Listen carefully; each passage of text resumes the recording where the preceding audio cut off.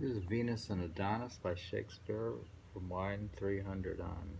Sometimes he scuds far off, and there he stares. Anon he starts at stirring of a feather. To bid the wind abase he now prepares, and where he run and fly they know not whether.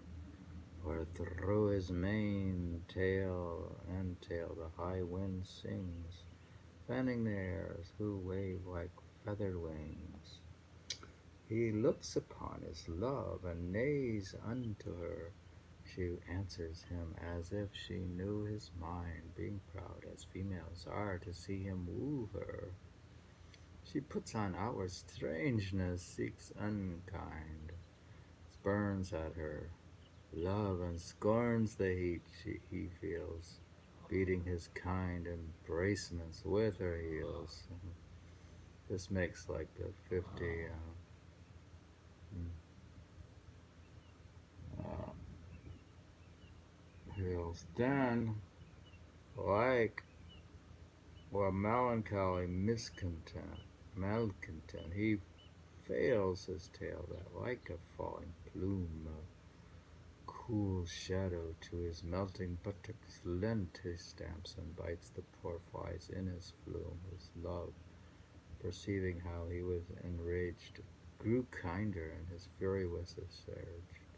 His testy master goeth about to take him, when lo, the unbacked breeder, full of fear, jealous of catching, swiftly doth forsake him. With her the horse, and left Adonis there. As they were mad, unto the wood they hew them, outstripping crows that strive to overfly them. All swoon with chafing. Down Adonis sits, banning his boisterous, unruly breast. And now the happy season once more fits. That lovesick love for pleading may be blessed. For lovers say the heart hath treble wrong, when it is barred the utterance of the tongue. An oven that is stopped or river stayed burneth more hotly and swelleth with more rage. So of concealed sorrow may be said, free vent of words love's fire doth assuage. But when Ard's attorney once is mute, the client breaks as desperate in his suit. He seeing her coming and begins to glow, even as a dying coal revives with wood, wind, and with his bonnet hides his angry brow, looks at the door with disturbed mind, taking no notice that she is so nigh. For all askance he holds her in his eye.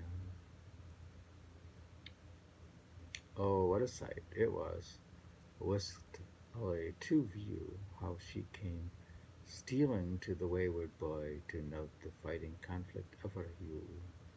How white and red each other did destroy, and now her cheek was pale, and by it flashed forth fire, as lightning from the sky. Now was she just before him as he sat, and like a lowly lover down she kneels, with one fair hand she heaveth up his hat, her other tender hand her fair cheek feels. His tender cheek receives her soft hand's print, as apt as new-falled snow takes any tint. Oh, what a war of looks was then between them! Her eyes petitioners to his eyes suing, his eyes saw her eyes as they had not seen them. Her eyes wooed still, his eyes disdained the wooing, and all the dumb play had his acts made plain. With tears which cloud chorus like as her eyes did rain. Full gently now she takes him hand by the hand, a lily prisoned in a gold of snow, or ivory in a alabaster band. So white a friend, in good so white a foe, this beauteous combat, wilful and willing, showed like two silver doves that sit a billing. Once more the engine of her thoughts began. O fairest mover on this mortal round, would thou wert as I am, and I am a man. My heart all while as thine, thy heart my wound. For one sweet look thy help I would assure thee, though none but my body's pain would cure thee. Give me my hand, said he. Why dost thou feel it? Feel me, my heart, saith she, and thou shalt have it. Or give it me, lest thy heart do steal it. And being stolen, soft sighs can never grieve it. Then love's deep groans I never shall regard, because Adonis's heart hath made mine hard. For shame, he cries, let's go, and let me go. My day's delight is past, my horse is gone, and 'tis your fault, I am bereaved him so. I pray you once, and leave me here alone. For all my mind, my thought, my busy care is how to get my palfrey from the mare. Thus she replies, thy palfrey as he should welcomes the warm approach of sweet desire. Affection is a coal that must be cooled. How suffered it will set the heart on fire. The sea hath bounds, but deep desire hath none. Therefore no marvel through thy horse be gone. How like a jade he stood tied to the tree, servilely mastered with a leathern rein.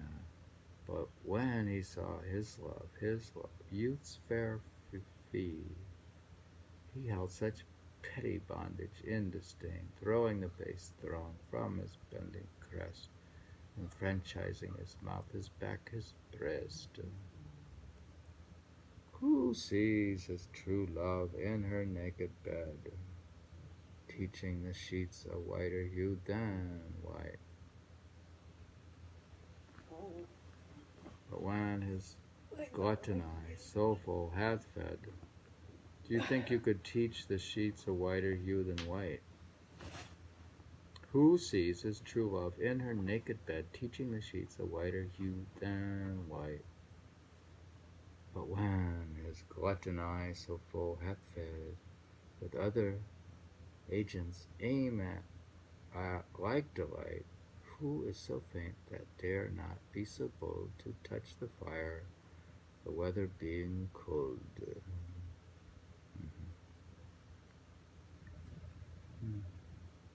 Let me excuse thy coarser, gentle boy, and learn of him.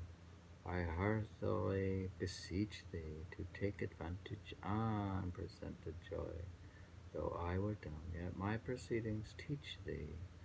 Oh, learn to love, the lesson is too but plain, and once made perfect, never lose again. I not love, quoth thee, nor will not know it, unless it be a bore, and then I chase it. 'Tis much to borrow, and I will not owe it. My love, to love is love, but to disgrace it. For I have heard, and it is a life in death that laughs and weeps, and all but with a breath. Who wears a garment shapeless and unfinished? Who plucks the bud before one leaf put forth? If springing things be any jot diminished, they wither in the prime, prove nothing worth. The colt that's backed and burdened, being young, loses this pride and never waxes strong. You hurt my hand with ringing. Let us part and leave this idle theme, this bootless chat. Remove your siege from my unyielding heart. To love's alarms it will not open the door gate. Dismiss your vows, your feigned tears, your flattery, for where a heart is hard, they make no battery. What, canst thou talk, quoth she, hast thou a tongue? O would thou hadst not, or I had no hearing, thy mermaid's voice hath done me double wrong. I had my load before, now pressed with bearing. Melodious discord, heavenly tune, harsh sounding, ears deep sweet music, and hearts deep sore wounding. Had I no eyes but ears, my ears would love that inward beauty invisible, or were I deaf, thy outward parts would move, each part in me that were but sensible, though neither eyes nor ears to hear nor see, yet should I be in love by touching thee. See that the the sense of feeling were bereft of me, and that I could not see, nor hear, nor touch, and nothing but the very smell were left me. Yet would my love to thee still be still as much, for from this stillatory of thy face exhaling come breath perfume that breatheth love by smelling. But oh, what banquet wert thou to the taste, being nurse and feeder of the other four? Would they not wish the feast might ever last, and did suspicion double lock the door lest the jealousy that sore unwelcome guest should by his stealing in disturb the feast?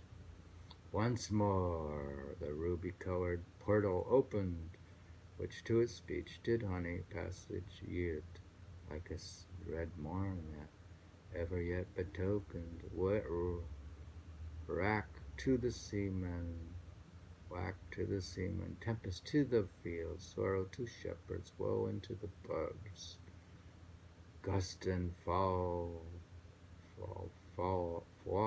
to herdmen and to herds. We read from line 300 to 450, from 450, 450 lines. 150 lines.